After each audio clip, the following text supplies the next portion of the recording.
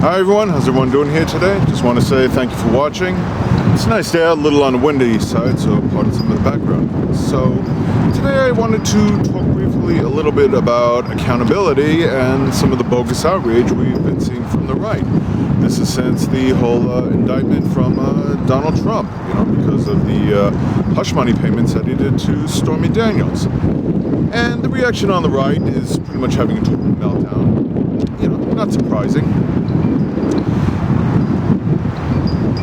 Like I said before in a previous video, I still believe in the accountability, and this whole outrage that they're showing is absolutely bogus. It really is, if you think about it.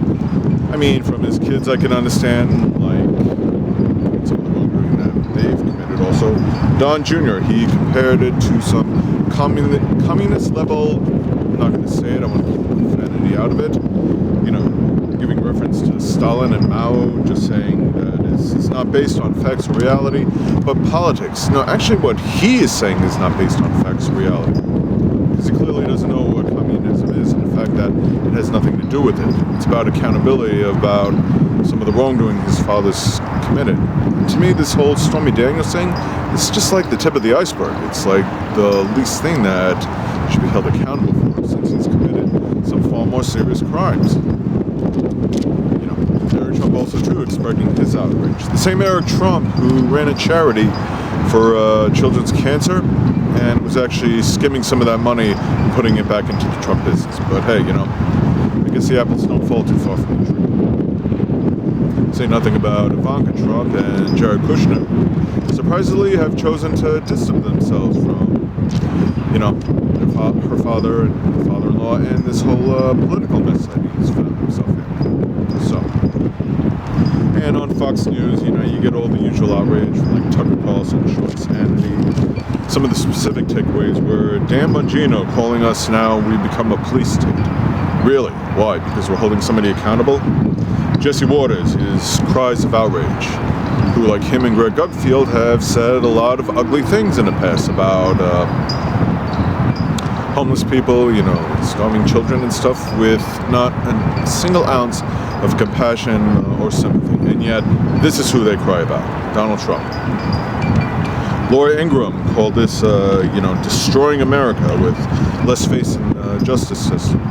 If anything, my faith was kind of lost when they didn't try and criminalize them sooner and hold them accountable.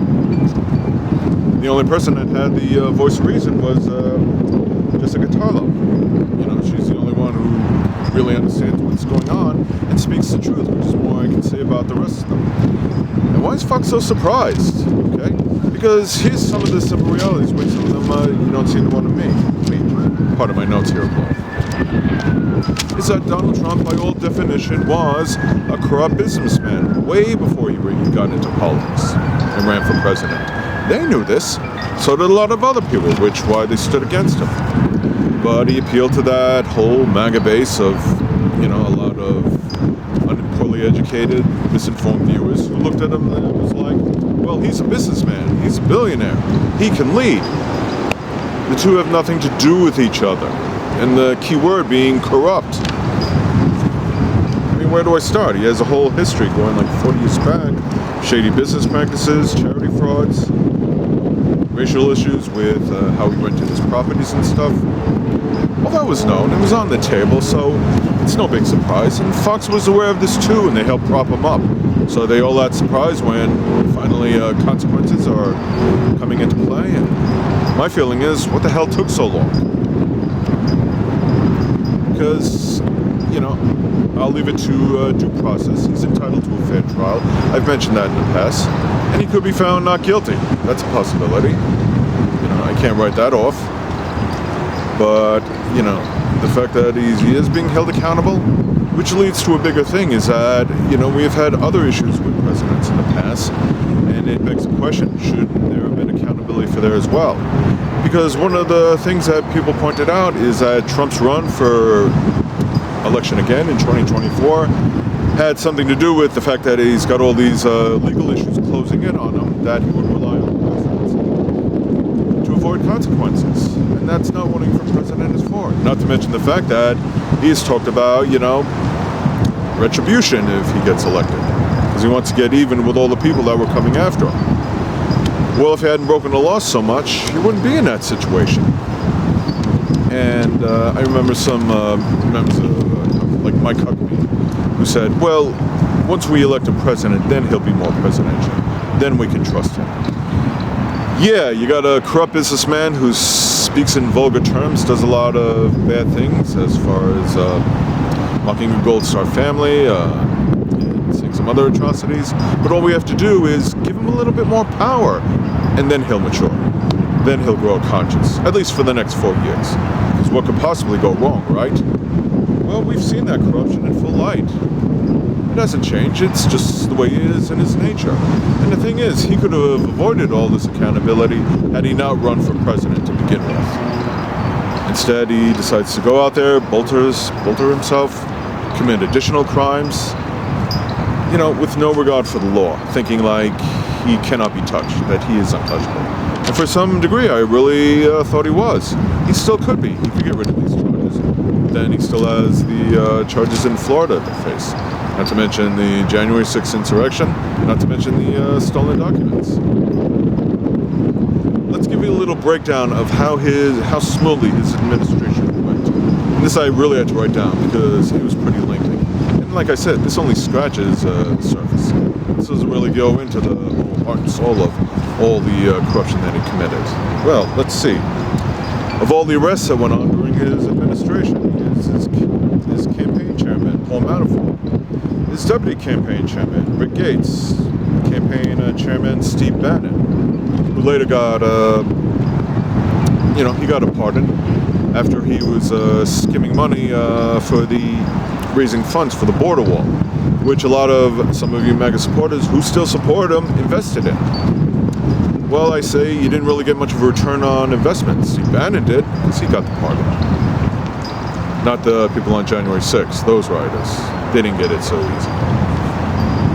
Let's see, there's more. His National Security Advisor, Michael Flynn, his personal lawyer, Michael Cohen, who was the one who helped arrange the hush money payments. He went to jail for it, but I thought there was no crime being committed. Political advisor Roger Stone, he got a pardon too, along with Michael Flynn. And inaugural chairman Tom Barrack, inaugural vice chairman Elliot Brady. The Trump Organization got indicted, and along with the arrest of his CFO, Alan Weisselberg. Trump Foundation and the charity, prior to all that, shut down as fraudulent. Trump University, shortly before he became president, was shut down, also as fraudulent. 5 of his cabinet secretaries were referred for criminal prosecution. Not to mention Giuliani and other lawyers that supported him. They're now facing court sanctions and potential disbarment. To say nothing about the conflict of interest, the violation of the Emoluments Clause, all that. So what happens if you don't hold him accountable? The key thing is that down the road, other presidents that come into power will be more corrupt than he is. People like Ron DeSantis. What's to stop them from committing the same crimes? So we can all make excuses. You can all try and pivot blame and stuff like that to past presidents, like Bill Clinton, like George W. Bush. And you know what? Maybe they should have been held accountable too. But to them, they think Trump deserves a pass, and then nothing could be more wrong. How do I know? It's really very simple. All you have to do is take everything that Trump did, all the atrocities, all the crimes he did during his presidency, take out the name Trump and replace it with Barack Obama. Imagine if he was the one who committed these crimes, or alleged crimes if you would want to be more specific. What would Fox be saying then? Would they be still crying outrage that he got indicted? Of course not. They'd be having a field trip. They'd be doing backflips. They'd be laughing. They'd be saying, good, justice, finally. What would people and Republican voters on the right, as well as conservatives? Would they, be expressing outrage too? No, they'd be saying, lock him up. And you know what? I would say he needs to be held accountable too for his crimes. Oh, the conservatives on the right, the really racial ones, I could just imagine what they would say about Barack Obama. I'm not going to say it, use your imagination, but you get the idea. So, we can either let these crimes pass and let future crimes, just go unaccounted for, or we can start cracking the whip and send a message, not just to Trump, but to future politicians and presidents moving forward, that this has got to stop. This corruption's got to stop. If not, it just continues to flourish, whether it be from Donald Trump or anyone else.